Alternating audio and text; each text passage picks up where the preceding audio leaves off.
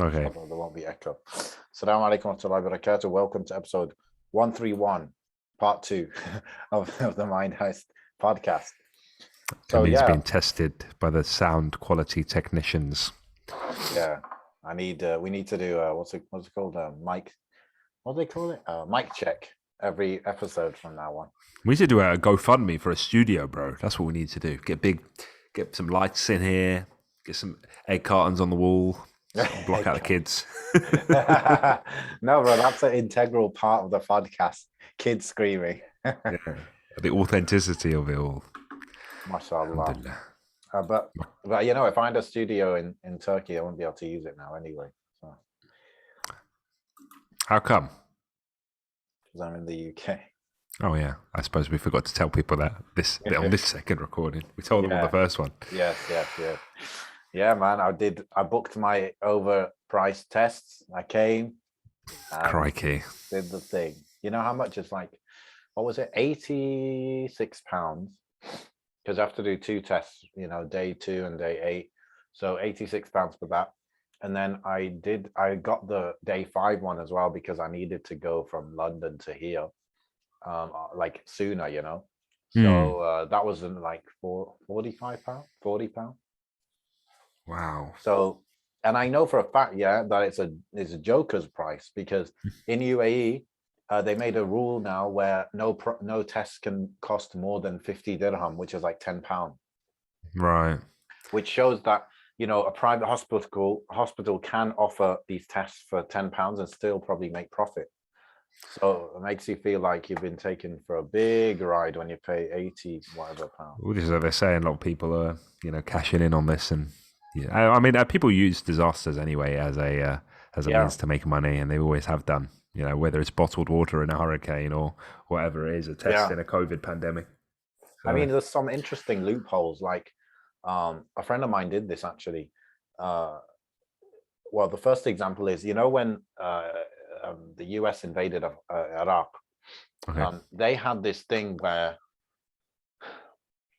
I can't remember why, but they wanted to buy from smaller suppliers, smaller American suppliers. Like I'm talking about guns or Humvees or whatever, right? So because they're not allowed to go to these huge companies to buy it, that's where these little Dell boys came in, right?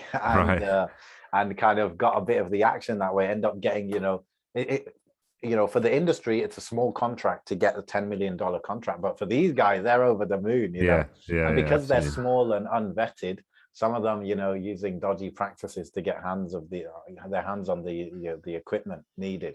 So that was like one way. And now with Corona, they had this other thing where they loosened the criteria for the NHS to buy equipment or even masks and these things, right? So a friend of mine, he went straight into that, bro. He jumped into it. He's like, look, I can get suppliers in China, Bangladesh, this and that. I'll sell it to the NHS and I'll take a big cut and stuff. And because normally he wouldn't be able to do that because they probably have a trusted suppliers list where it's like, we only buy from these 10 companies because we vetted them. We probably spent 6 months vetting them and now we trust them. But now they loosened all those rules so that someone who didn't know anything about masks the day before, they can come and sell to them and make a killing. Yeah.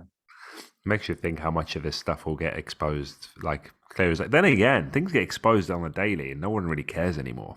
You know, like I saw recently this whole Pandora paper thing that happened. Yeah, and I was looking through that, and I was like, it's not really like black and white criminal stuff. But it is obviously showing the extreme amount of wealth that people accumulate in positions of power and tax dodging and stuff like that. I suppose the tax dodging is quite important. But there's legal loopholes for that, offshore companies that you buy, which then buy properties in the UK, for example, and that's how you avoid paying the taxes and all this stuff. But it's stuff like this it kind of gets exposed, but there's not enough people that care about it on a deeper level to make any sort of changes, because I suppose anyone with power is already complicit. Anyone with enough power to influence is already involved. So who do you go to then at that point? From it, subhanAllah. Yeah, it's like when it comes to taxes and these things, the kind of what they call it, they don't call them the lower class because that doesn't sound nice. So they say working class, right? Mm. So you can have an upper class, but you can't have a lower class, apparently. Anyway, working class, they don't have money anyway, so don't really go after them too tough, right? They just like put them in jail and stuff like that. Yeah. The upper class or the rich people or whatever, they use companies and stuff to avoid tax and all that, right? They get all the benefits because they know how to use companies. Yeah. It's the middle class. They've got money and they don't know how to avoid tax. They're the Yeah. ones that they go after and get all the Yeah. money out of. So I Yeah. guess being like lower middle class is like the worst place to be in a way, isn't Yeah. it? Yeah. Yeah. Because Absolutely. they go after you hard. But you could say on the flip side, well, you do have access to the mechanisms that the rich use to save on taxes. You do have access to that. You just have to educate yourself a little bit. And obviously, usually it requires forming a company because companies have, there's more freedom, and flexibility in how money coming into a company is taxed versus, because, like you've got a job, right? Your employer is paying you. It has to be counted as personal income. You don't have a choice in that, do you? But as a business, you can have all kinds of things. The money coming in could be then spent as an expense. A company can loan money to an individual. It could loan it to another company. A company can buy that company or whatever. All kinds of stuff can be done. I don't know all the details, but I know that I know many people find ways around it.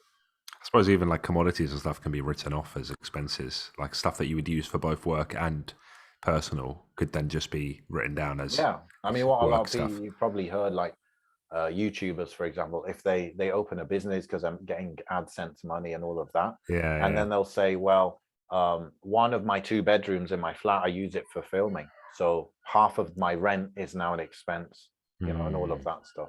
That's like that's kind of basic stuff. But I've heard of stuff like, it's kind of interesting, like you have a company, let's say you want to buy a house, right? If you get all that money paid to you as a salary, then let's say you get charged 20% income tax, right? So you get paid 100K over whatever years, and 20K of that is going to go to tax, right? yeah, So if you want to buy a 100K house, you have to wait longer because 20K is going away. However, what if your company, you had a company, you formed a company, the company bought the house, okay? Because the money going into a company doesn't have to be taxed. It only gets taxed if it's profit. So let's say you get 100K going into the business. It doesn't get taxed anything on that. And then the business buys the house, okay? And because it's buying the house, that 100K that went into the business is not taxable because there's no profit, right? yeah, 100K yeah. went in, 100K went out. So now the business owns that house. Now what the business could do is it could sell the house to you as an individual at even that you could put, I don't know if you can do this, but like 0% interest. And it's like you're paying your own company rent on it or whatever. And that's a way Yeah, that yeah. you avoid, that tax. Yeah, basically you're saving 20% actually. You're buying a This house is for it, bro. 20% cheaper. Yeah. This is how we're gonna get our studio, Mind Heist Limited, bro. Got to get that. Got to register. That's why we're both in the UK. It's perfect timing. We'll go to the bank. We'll set it up. No, bro. It's crazy. It's mind-boggling stuff, and a lot of it is with education and access, and I suppose Yeah. money to good accouantants and stuff that can educate you. Yeah, But bro. Get those Jewish accountants, boy. bro, fucking pathetic, bro. You know what? I've got a friend of mine who's an accountant. I'm not going to say his name, but he works for ASOS. Mm, You know, he might be listening. But you know what? I okay. might hit him up. I might hit him up. Be like, hey, we need, we need to get my nights limited rolling. What have you been up to, bro? How's travels been? Well, I booked the ticket a week before I came, so it was very hectic because I had a lot to do before I came as well. Um, didn't get a haircut before I went, so that was annoying because I'm not paying. What do you guys pay over here for a haircut? It's a lot, bro. It's like 15 quid, I think, for a Yeah, basic yeah, haircut. I'm not into that. So, it was a rush. I was ill at the same time, but Mm. alhamdulillah, we flew through the sky at whatever 700 kilometers an hour, whatever it is. Is it that fast? I remember seeing that on the screen. Oh, there you go. Must My be. son behaved well. Imagine Miskeen, yeah. he started falling asleep as we're landing. Yeah, typical. So he was all right for the flight, but when the we were going down, I think there was the air pressure change or whatever, so he got a bit of pain in his ears. This was a bit, I don't know, you could say it's a miraculous. He started crying because his ears were hurting, and I just put my hand on him and I just started reading Quran, and then just literally immediately he calmed down, and then a few minutes later he was asleep. Bro, see, this is the Shifa al-Quran we were talking about the other day with Musa, this is it. And I think it's about taking that leap and just doing it, as opposed to thinking of big things like, oh, when I get diagnosed with X, Y, Z, I'll do it. Or when it's about even little things, bro. Like, I've got like this quite bad cut on my finger. I should just do it. I didn't think about that, but that should be the first thing I think about, because I was like, I was asking my wife, have you got any sort of special cream for my hand because it hurts? I shouldn't have gone there first. Yeah. No disrespect to my wife and her knowledge of moisturizers. but yeah, bro. What have I been doing? I've been reading this, actually. I've been going on about this book. Oh, okay. You didn't finish it before you're reading it again? No, I didn't finish it before. Okay. I didn't finish it. So when I started reading it, the beginning is like, it's quite a lengthy introduction, and the introduction kind of goes over, it's like obviously third person introduction from the authors of the book, like the compilers of the book, so to speak. Okay. And they literally talk about his whole journey. And I was like, oh, this is how the book is. Maybe we should say what the book is for the audio. Oh, right. Sorry. Yeah. It's Ibn Fadlan and the Land of Darkness, Arab travelers in the far north. And it's sort of set in, Ibn Fadlan was around 922 AD. But it is actually, unbeknownst to me until I actually got the book in my hand, it's actually a compilation of different Arab travelers. However, Ibn Fadlan's one makes up about that much of the book, which is about 58 pages. Although, yeah, like I said, the introduction is quite heavy. So the introduction goes, I'm not really very good with Roman numerals, but there's a lot of numerals here. So it goes on for quite a lot of pages. And it kind of gives a brief sort of summary about the story, not story, but like the journey taken and stuff.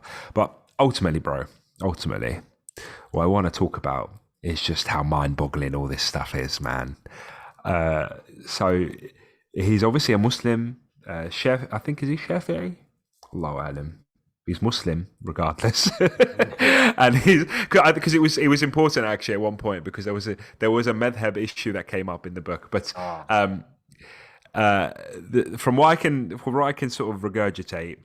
Essentially, there's a land of, what do they call them? They call them oh god, bull something. Either way, they're in like the neck of the woods, like just under Russia, like that kind of area. Maybe like Bulgars. Let me give a couple of Bulgars are, so that I know. I'm going to say it's like Bulgaria, but the Bulgars were Turkic semi-nomadic warrior tribes. Okay, so this is the sort of neck of the woods they were, and they obviously it's going to be. It links into Turkey quite well, because there is some exposure in this book to the precursor to the Ottomans, right? So I can't remember the name of the tribe, but the tribe that is Ertugrul's tribe in that famous show, it's the precursor to them before Islam, right? Is it Seljuks? Or is that before they were Seljuks? So it's them, but before they became, that dynasty. Right. So it's interesting. So essentially, the synopsis is like there's this particular king of the Bulgars at this particular place, and he is essentially being sort of pressured and dominated by a Jewish king. There's this Khazar area where they're all Jews, and he's basically isolated in this area, obviously, but he wants a bit of backing, a bit of like manpower to help him resist these kind of people, right? Now, this king, these people, these Jewish sort of monarchy, they would literally just like, they would demand wives from kings all over. There's obviously different rulers all over the place, and he was so scared that they were going to take his daughter that he would just marry her off quickly to anyone because of the amount of power they had. Anyway, regardless, he must have written to the Abbasid Caliph at the time, saying, "Hey, hook me up. Like, I need a fort built. I want to become Muslim. I want my people to be Muslim. I need a Mm. fort built. Send me somebody to educate me and blah, blah, blah. Okay. And this is like a land that's kind of like the Muslims of the time, and this is something that struck me with this book. The Muslims of the time just considered that land as like, yo, that's Yejuj and Mejuj territory. We don't go there. Do you know what I mean? Like that, and not even like Yejuj and Mejuj, like a, like what's the word I'm trying to think? Like they literally thought that that was it. They thought that that was where they are, and their scholars would think that that's exactly where they are. Wow. So he's at one point in the introduction, it writes an excerpt about a caliph who actually woke up from a dream. So I haven't got to this bit in the book, but a caliph woke up from a dream, scared to death that the Ya'juj have broken a barrier. So he tells one of his viziers to go. Like, that's it, you're going now to that neck of the woods, and you're going to find out for me if they've broken through the barrier. Wow. Right. So that's apparently one of the travelers in this book that's his reason for going. But on this particular occasion, Ibn Fadlan was going there as sort of like an educator to teach these people about Islam and to facilitate the building of this fort. Now, interestingly, it shows you the politics of the time, bro. Within the caliphate sort of, I could be butchering this completely, but within the caliphate sort of organizational structure, there was like a Christian sort of minister or whatever. He heard about this story that they're going to send money, right? So the plan was Ibn Fadlan is meant to go to a particular area just before he reaches his destination. He's meant to meet someone else. When he meets that person is meant to have the money, okay? So this guy, this Christian minister, he snitched on this guy. The guy who's meant to have the money never shows up because he got imprisoned. Snitched, like made something up. So suddenly Ibn Fadlan is waiting for like a week in this particular location, waiting for some guy to turn up with the money. He never turns up. It just shows you, like, even back then, you can't just message someone, obviously. Why didn't I get 2 ticks on WhatsApp? Bro, exactly. Like, you just have to sit around and wait for someone to show up. Wow. But, like, they're traveling, bro. They're seeing things they've never seen before. People are drowning in rivers. Some of their entourage and their caravan drowns in rivers, and it's just like nothing. And suddenly the influence of the caliphate slowly weans as they get further and further out to an extent where they're like in a particular area and they get stopped by some random, and he describes him as a very ugly and hideous man, just jumps off like this cliff and lands in front of them in the road. And he's like, you're not going anywhere. And he's like, oh, but we're friends with so-and-so. Like, we're allowed to pass. He goes, so-and-so, I crap. He said worse than crap, but I crap on his head. And this was unheard of to say this about like Muslims at the time, right? But the interesting thing is he meets what we'd associate with as Vikings. Right. And some of the things he sees, bro, some of the practices, they're absolutely insane. And I've been sharing a few excerpts quite nicely. It's like broken. I don't know if you can see that. You see how like there's titles. Yeah. So they break things up really nicely. So it's easy to go back into this book and be like, oh, what's that particular section? Like, I'm trying to find this particular bit about, I mean, I took photos of it, but there's a particular bit about the things they did in terms of worship is just absolutely insane. The way that, like, for example, some of the Vikings, the kings that they would have like 400 soldiers appointed to him, right? But these 400 soldiers were like live and die by him, to the point that if the king died, they would execute the soldiers, right? That was part of their. Same thing with slaves. Like, this slavery is obviously rampant during this time, but the rituals that they would go through when someone would die, all the slaves would be killed with him, everything would be burnt with him, everything would be destroyed with him, and that they would consider that as part of their sort of these are the Vikings, right? Yeah, I mean, he refers to them as the Rus, but the commentary by the authors here links them to the Vikings. And in fact, Ibn Fadlan, the famous sort of, I don't know if you've seen it, but there's like a famous cultural sort of imagery of Vikings burning a boat with a deceased person, and that's like their funeral. This is Ibn Fadlan is the only person to have an account of this, which is where it comes from. This is where pop culture recognizes that from. So it's interesting, obviously, seeing the Muslim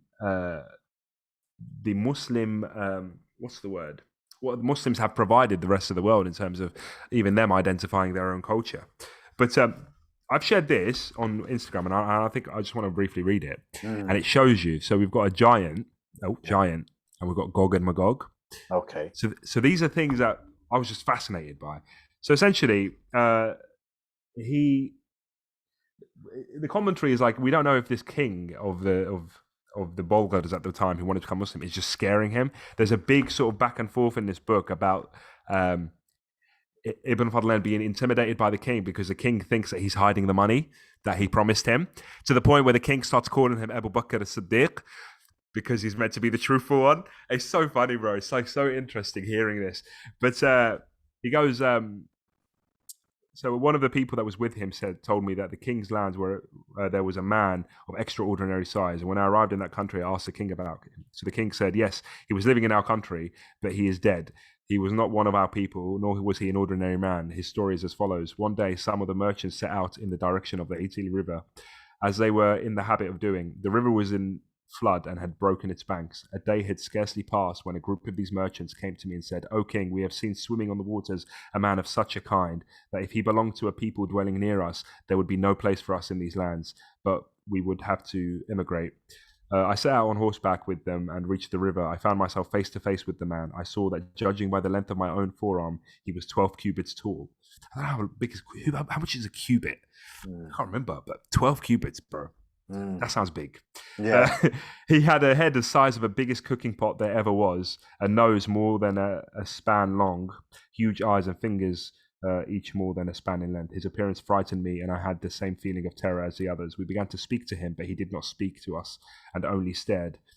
I had him taken to my residence, and I wrote to the people of Wisu, who live 3 months distance from us, to ask for information about him. So Wisu is meant to be even further north than these guys were. They wrote to me informing me that this man was one of the people of Gog and Magog.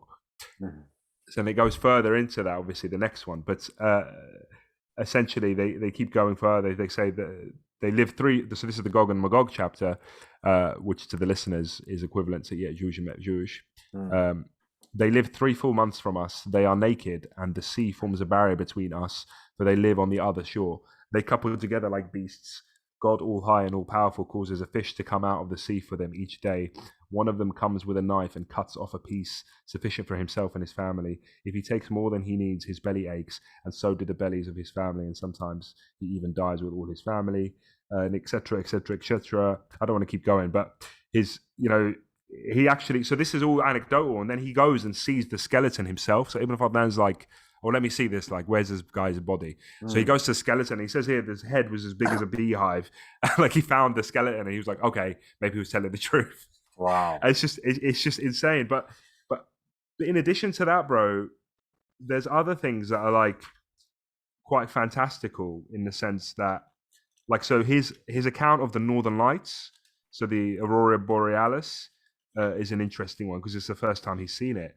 So he describes it, and I don't want to keep looking in the book searching for it, but he describes it as like he assigned like a human, like what's the word I'm thinking of, where you like characterize something into human form, personification. That's probably what I'm thinking of. Yeah, he personified it in like a human form to the extent where it wasn't just shapes in the sky for him.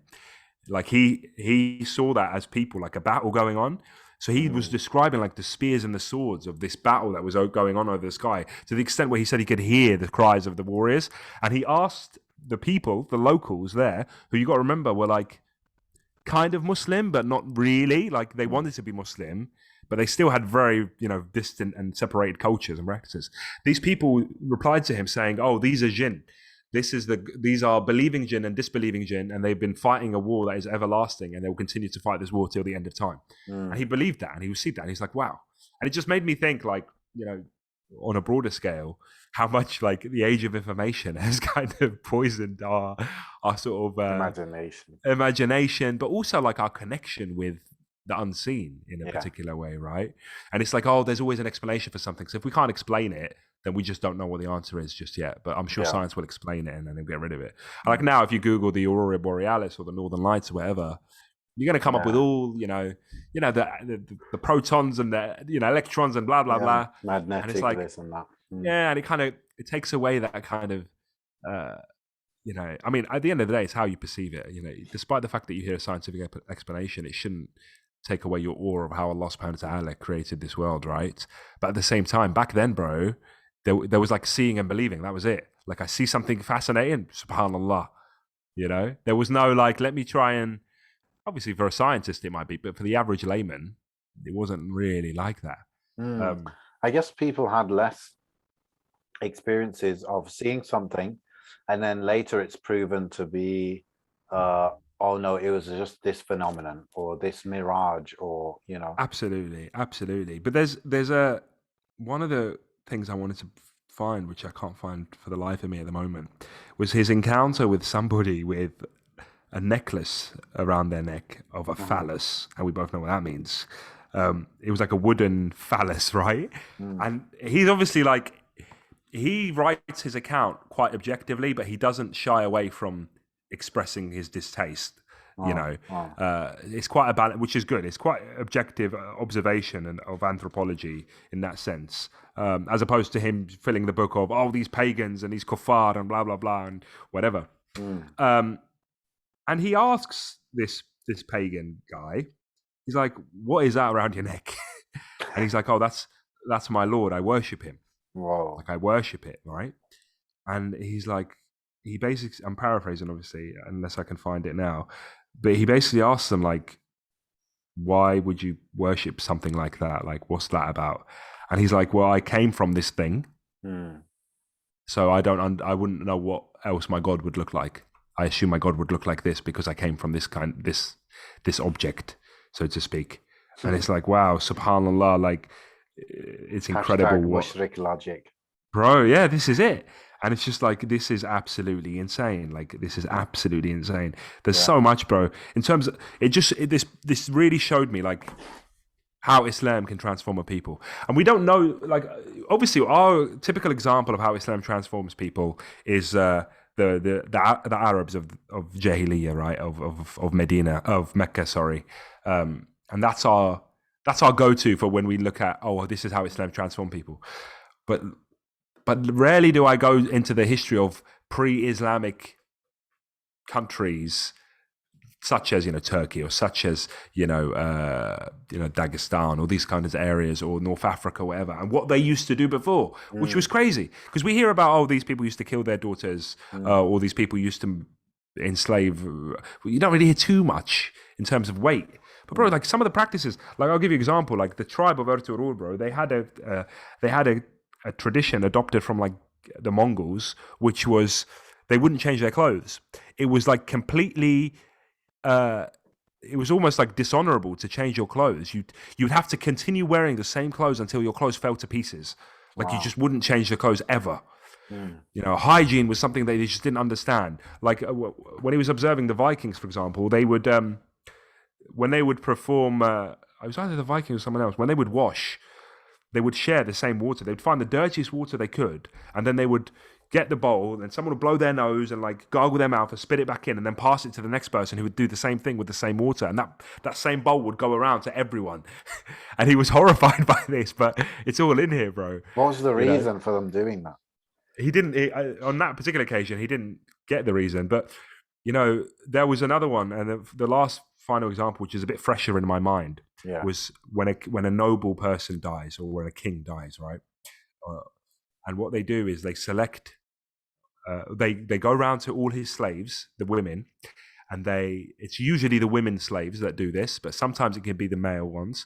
But they go to the women, they go and ask which one of the women is going to sacrifice themselves to join their master in the afterlife. Okay, so this woman, for some reason, slave, would volunteer herself. Okay, so for this particular period of time, whether it's a week or so, while she's volunteered herself, she doesn't have to do anything. She's treated like a free, like a bit of a princess. Woman. Yeah, free woman. She's fed, she's drunk, she's looked after, she's bathed, everything. Right? She sings songs during this time. She's suddenly living a life of elegance, luxury. Then they dress up. They get this boat and they put like a bit of a pavilion on the boat, right? And they keep calling it a pavilion, but I'm assuming it's like huts, okay? And then the ritual eventually starts, and there's like this old, and he describes her as a witch. There's like this old witch that kind of is the boss of this kind of ritual. Okay, so she's organizing it. So this slave woman, she then has to go into every single like person who has a heart, like these noblemen or whatever, and basically sleep with every single one of them, right? Which is insane. Then they get the dead, the deceased person, they put him on a boat, dress him up all nicely with pillows and all sorts of stuff, and then they kill all these animals and just throw them on the boat to join him. So they kill all these horses, chuck them on the boat. They split a dog in half, chuck him on the boat. Sheep on the boat, cows on the boat, all these animals, whatever. I don't know. And then this woman, they start lifting her up above the pavilion or something, and they do it 3 times. The first time is she says that she can see her ancestors in the afterlife, and they're well. The second time is that she can see her own place in the afterlife, and the last time is she can see her own master in the afterlife, and he's happy or whatever. I don't know. Anyway, then they get her on the boat, and this is when she starts kind of backing up, like she's like, "Oh, I'm not sure I want to do this anymore." Yeah. Bro, the old woman garrots her, bro, from the back behind, or somebody strangles her with some rope, and then they stab her at the same time, and they kill her, and that's it. And then they launch the boat into the river, and they light it on fire, and everything gets torched. And there's a commentary just after that. There's a man standing next to Ibn Fadlan, and he says to him, "You Arabs are foolish." And he's like, "Why am we foolish?" And he's like, "Yeah." And he goes, You bury your dead and you let the worms eat them and the things, but we burn our dead and they go to the afterlife much quicker. And then he comments on the wind being really strong, and he's like, "Look, the gods have sent us a strong wind that is going to make this fire take him in an hour." And he was right. He says that the wind was so strong that in an hour everything had disintegrated. But I was just thinking, like, bro, life was cheap, bro. You know, like I mentioned earlier, a man could die and 400 soldiers would just get killed, and that was normal because he died a natural death. It wasn't even like a warrior's death. You know, anybody dies who owns slaves. Yep, that's right. Kill the slaves as well. You know, just they believed so much in this falsehood, Akhi, that it's just life was cheap, bro. Like, it didn't mean much. People died all the time, obviously, but like death was such a menial thing in that sense. There wasn't even much grief. But then the grief that they might have had sometimes was extremes. Like if somebody died and left a wife, bro, it would be like 2 years and that wife couldn't marry for some of them. But in other cultures, it was like, oh, somebody died a dishonorable death. Right, we're going to pass out all of his belongings to people, including his women, including his children, you know. Anyway, wow. It's really interesting. Obviously, I'm going on about it, probably not that coherently. It's hard to understand. Like, I understand how life might be cheaper in the past because people died earlier and all of this, right? There were so many other ways people used to die that people don't tend to die now for whatever reason Allah decreed, right? So I get that, but at the same time, I can't understand this. I can't understand how I can see life as cheap because, you know, even when I think of someone dying, like think of a non-Muslim dying, I just think of how tragic it is, you know, that they've left the dunya and they're not able to now come back and be Muslim, right? So even obviously for Muslims, we know that the life of a Muslim is worth so much, right? But even the non-Muslim, it's like, damn, you know, their time is up, you know, and they died like that. Like we were talking about in the suicide episode where we talked about suicide, like that's I can't get my head around how, you know, one could take that so easily. And I feel like even, I know what you're saying is about non-Muslims and how they kind of throw life away, but also even Muslims, we hear about people who would, you know, they go to battle in a way where it's like, it kind of, they're not trying to even protect their lives, you know.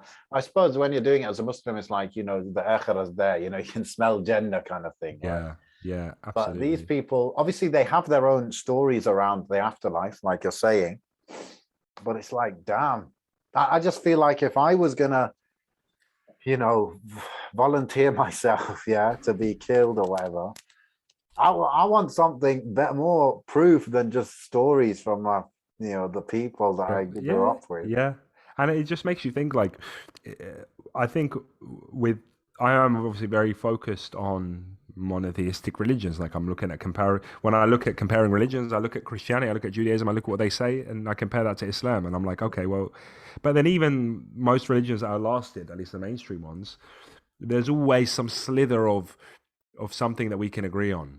There's always a slither of like, oh, they do believe in an ultimate God, or they do have this particular fasting, for example, or they do, and there's certain, even with some far distant religions, there's some certain things, but like with something like this, they're so unique in their locality. Like you go a few miles and you won't find that religion being practiced anymore. It's so contained within that. Isolated, Yeah, it's isolated within that particular region. yeah. That the stuff they borrow, apparently they borrow loads of stuff from different sort of religions. It just honestly blew me away. I was not expecting that kind of stuff. But bro, yeah, it's interesting. I think definitely worth a read for anyone who's interested in that sort of stuff. But it's also beneficial, right? Like when you read about like everything you've mentioned just in this short time, it's all stuff for us to reflect on, isn't it? Absolutely, and it shows you really and truly how Islam was the great civilizer. Islam was a true light to these people who were practicing things I've never ever heard of. Like I'd never heard of these. Obviously, the final ritual that I mentioned with the boat and the slave girl and etc. I'd never heard of something like that before. And the detail he obviously goes into, it goes on for quite a while, but the details they go into with regarding it, so it starts off with the funeral of a noble. That's how it starts. And then it talks about the angel of death. The angel of death is that woman I spoke about, the one that's like the boss of this kind of ritual. Yeah. He referred to her as the angel of death. Then you got the sacrificial animals. Then you go the slave girl has sex with those present. The slave girl gazes on paradise, the burning of the boat. Like it's all part of this ritual that he was, I don't know if I want to say fortunate, but fortunate enough to observe in the sense that he could see that. But other stuff, like some of the punishments they did, like he had the punishments of an adulterer. They would pull down two massive branches of a tree, and they would tie each side of the body to the tree, and they would let go of the branches, and the tree would fling back and split this person in half. Wow. It's like, okay, stuff like that. There was obviously, disgusting habits. There was even with the people that were trying to become Muslim, there were certain things that he couldn't. There was almost like he was alluding to almost like only the men were interested in becoming Muslims because of the whole protection and all of that stuff. But when he was trying to get the women to veil and all this stuff, he just couldn't penetrate that culture. The women and men would bathe together in rivers. He was talking about. There's one bit that I shared where he was sitting and having dinner with one of the guys, and his wife came and sat next to him, and that was normal, but he was really weird to him. And then suddenly the woman, I don't know, she started revealing her private parts and started scratching them in front of him, and he apparently covers his face. He's like, "A'udhu billah," and the husband starts laughing at him. He's like, "What? Why are you so like?" Why, do you know what I mean? Like, why are you so? But it's just like, subhanallah, like, imagine that kind of life, man. Even today, bro. Even today, when some of us will be able to picture what you're saying about those people in the past and see how even a lot of stuff being done today is even equally kind of barbaric or whatever you want to call it, right? Some will be able to understand that, and some it will be only in the future will we be able to look back and realize how backwards it is, Yeah, even up till recently, I wanted to get an excerpt, but there's. No, but what I'm saying, bro, is that things that are normal to us now, they're really messed up, bro. They're really messed up. Like, for example, something came to mind because someone forwarded it to me on WhatsApp. Yeah, let me read this. Okay. In the US each year, more than 6,000 babies with Down syndrome are born. Yeah. But 67%, around 12,200 are aborted. Okay. Almost none are born. So basically 6,000 out of all the pregnancies where they've determined the baby has Down syndrome, 6,000 actually give birth, 12,000 are aborted. Get it? So 2/3 are aborted, killed. Yeah. And then almost none are born in Iceland because nearly 100% of women in Iceland who receive a positive test for Down syndrome choose to terminate the pregnancy. Right. In Denmark, it's 98%. In Australia, it's 80 to 90%, right? And then they show a video of a man with Down syndrome who was able to grow up in Syria and raise his son to be a doctor. Yeah, I saw that. You Yeah, saw that, yeah? yeah. So this, for example, abortion, yeah, this is something we can say is barbaric. And in the future, the very people who are doing it today, they might look back and say, what the hell are we doing, right? And then there are other practices, whatever it is, like the kind of partying people do, whether Of these course. different, whatever drugs people take to escape from the realities of their life, or Yeah. whether it's the interest-based banking system that puts people in crazy situations, right? Yeah. All of this, bro. Even, I was in London recently, and I was just I just got to London. I'm driving in, in a car, and there's a traffic jam, and then I see a police car. So the sirens going on, and then a guy gets out. The policeman gets out, and then there's a kid there, and the guy goes chasing after the kid. The kid's running down the street. I said it looked like there was some sort of fight in the McDonald's or whatever, and it just Right. like it reminded me of the fact like there's so much of this kind of whatever gang violence or whatever in London, and this is something that it's so backwards in the sense of why are 15-year-olds stabbing each other, bro? It's crazy for what? Yeah. Another story, this is a kind of crazy one. In West London, a Muslim boy, I think he was 15, he was found to have murdered two girls in a park. Wow. Why is it people, why are people going nuts like this? They found later when they searched his house, he was writing letters to jinn. Okay, and it was saying basically that if I'm something like, I'm going to do this basically for the jinn, I'm going to kill, he said, the next women or girls or something that I see, I'm going to kill them. And and it was like the jinn promised that he would win the lottery if he did that. And all of the letters were about materialism and let me get a material things and let me basically status through material things. What kind of society creates these scenarios, that you're so desperate for that, you're willing to kill, you're willing to do pacts with jinn, you're willing to stab a 15-year-old, whatever, what this is. I see this similar, in a similar lane to those rituals you were describing. Yeah. At least the thing is, at least those rituals had rules and regulations and were known. The boundaries, although we don't agree with them, they were known. This is like chaos. This is like, what are the rules when it comes to chaos? Even in fact, there's no honor, and there's no honor, and there's no rules that you can follow to keep yourself safe and to keep yourself, not being the outlier in a community. But it's interesting you say that, because a friend of mine, when I started putting stuff up about this book, he said that it reminds him of what the Egyptians commented on the French when the French were sort of going on their colonial campaigns back in the day. He said that it reminds me of how when the French went to Egypt, the Egyptians found them utterly disgusting. They wrote that they would defecate in the streets, among other nasty things, and these were meant to be the French imperialists. They're meant to be the pride of the nation, sent to conquer and civilize people from other lands. And the Egyptians were like, what the hell kind of animals have come to our country? Stuff like that, man. And it is mind-boggling, because somebody said it earlier actually on Twitter about language and how a lot of atrocities, before the atrocities are committed, the language behind them changes first to justify them and make them acceptable and normal, And it's like what you were saying about the abortion thing, right? Terminate the pregnancy, abort the pregnancy, that kind of stuff. And then obviously in terms of war, there's going to be stuff. Stuff like that. And like obviously with war, there's other stuff like this word I keep seeing recently. I've never heard it used before. Maybe it is used a lot in warfare, but I don't know. But they keep saying kinetic. Now I know what kinetic means, but it's like, oh, things got kinetic, and I'm like, what? Things got physical. Oh, so you started killing people. Cause that's what you're trying to say.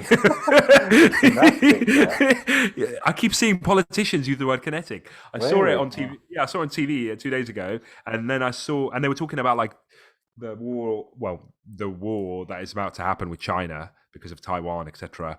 And the politician in this respect was saying, I think he was a European politician. He was like, in case things get kinetic, we're gonna have to like he hasn't got the testicular fortitude to say if we go to war with China. He goes, oh, when things get kinetic, we're gonna have to make sure that we have a European defense system and all this other stuff.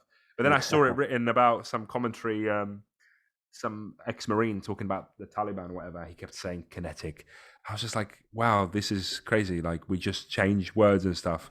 There was an interview with Jordan Peterson interviewed. I'm assuming it's the Mauritanian that was sort of tortured in Guantanamo Bay. Okay.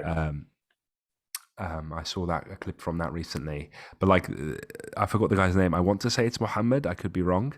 But he was talking about how these torture techniques, which is what they are, they would call them enhanced interrogation, something or other. Yeah, but really, it's like torture. it's just torture. They would change all these things. He goes, it was he was sexually assaulted as part of this thing, but instead of calling it sexual assault, they'd call it enhanced interrogation, whatever nonsense, big words, just so they could justify it. And then that's what it led me to think about what you were saying. About how all these things are. In the Muslim world or in the Arab world, when they're paying you interest, they don't call it riba, they call it fa'ida, profit.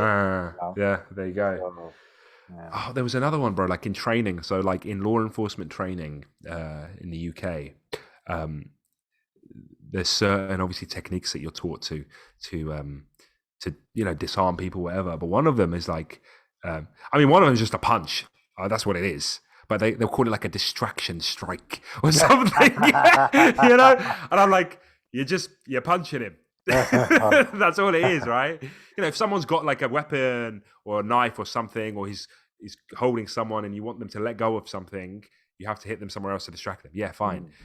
But because of obviously the culture around certain terms and the whatever, we throw all these different names on them, and it's interesting, bro. It's interesting. So it's really important to not obviously get lulled into a false sense of superiority living in the West and seeing that discourse and that dialogue. I mean, ultimately they're eating each other alive anyway. They're at each other's throats. I don't know how long they've been at each other's throats. Maybe it's been like this and I've just grown up and started noticing it. But who's at whose throats? Everybody's at each other's throats over in this neck of the woods, bro. Everybody, with all the different sort of identities cropping up and the different sort of rights, and people can't agree on what's right and what's wrong because there's no moral standing or unified standing that everyone can sort of agree on. Nobody can say, oh, the Bible, all right, well, this is our base of our constitution, so we'll use this and then we'll expand from there. No, it's like everybody's got an idea of what it should be, to the point where now I'm like, even people I thought would agree on things are just completely like, one thing is like, one thing that's coming up recently is like trans rights and are trans women, okay? And now suddenly years and years of feminism is clashing with this idea where the trans women are women. Yeah. And it's like just people are tearing each other apart. Like and it reminds me of that ayah in the Quran, which I can't quote from the top of my head, but in regards to, the Muslims thinking that their enemy is united when actually they're not. They're actually at each other's throats all the time, right? SubhanAllah. Their hearts are disunited, yeah. Their hearts are disunited. Well, it's Maghrib already. This has been quite a rambling episode, hasn't it? Ultimately, it's a good topic, bro. I think the summary is, I think it's Surah Luqman. Inna shirka la dhulmun azim. Because the what's the word? The unifying factor here is shirk, really. Absolutely. Misguidance, bro. Misguidance just makes people and has made people doing crazy things. I'd really recommend picking this up just for that kind of insight into the amount of crazy beliefs that people did before even Islam reached them, exclusive of Mecca and Medina, that neck of the woods. The rest of the world was truly in darkness. When we hear about the Prophet ﷺ being a mercy to mankind, this is why. Despite the fact that this was 922 AD and it was the time of the Abbasids, Islam was still very much spreading and benefiting people that hadn't had that sort of experience. I've also got these two, which I obviously shared on my Instagram as well, which I've just come today. I've got the Travels of Ibn Battuta. Uh-huh. Uh-huh. which I've been interested in for the same reason, just to Got the see whether there's. hardback. Oh, it was cheap, bro. It was like That's second one for the hand. library, bro. Tell me about it. Um, this is going to be interesting. I'm not expecting too much, but we'll see because some of the stuff I've heard already has been quite. For example, like the one thing they don't speak about a lot is because we romanticize a lot of art history, but like the ease of marrying and divorcing women, like it was just normal. So there's notes about how he just traveled and married people and just left them behind and left kids behind. Like there's an excerpt that I read where he was like, "Oh, I haven't been back to Syria in 20 years, and I overheard that I'd left a son here." Something along those lines. And I was just like, wow, okay. And then there's this one, which is going to depress me, but the Blood and Faith, the purging of Muslim Spain. Oh. And a lot of, when I shared this, a lot of people messaged me saying, you're basically going to cry. Like you're going to get really upset reading that, which is what it is, you know. And I put the reason I'm trying to read a lot of this stuff now is because I remember growing up not really being too focused in history, but I remember my father, every now and again, he would just mention something of history, right? I'd be really fascinated by that, like something I just didn't know because I wasn't taught at school. And I'd be really fascinated and maybe proud about our history in that way. And I'd want to pass some of that on to my son, you know, that positive self-esteem, that positive self-image, not to be ashamed of our legacy and to understand it in a coherent way, right? Yeah. Because he's at school now, and I know that he's although he's in reception, his mother, alhamdulillah, wears niqab. I've got the beard. We're in a community of just non-Muslims. Kids will just say things. Kids will ask things. Kids will point fun. Kids start bullying. And it's like you need to give him that positive self-esteem now from early, so that he can be resilient to that kind of behavior. But Inshallah, bro. inshallah. Good one, bro. Okay. Subhanak Allahumma wa bihamdik. Shadu an la ilaha illa anta. Astaghfiruka wa atubu ilaik. Inshallah, we won't be taking a break like that again for a while. Assalamu alaikum wa rahmatullahi wa barakatuh. Wa alaikum assalam.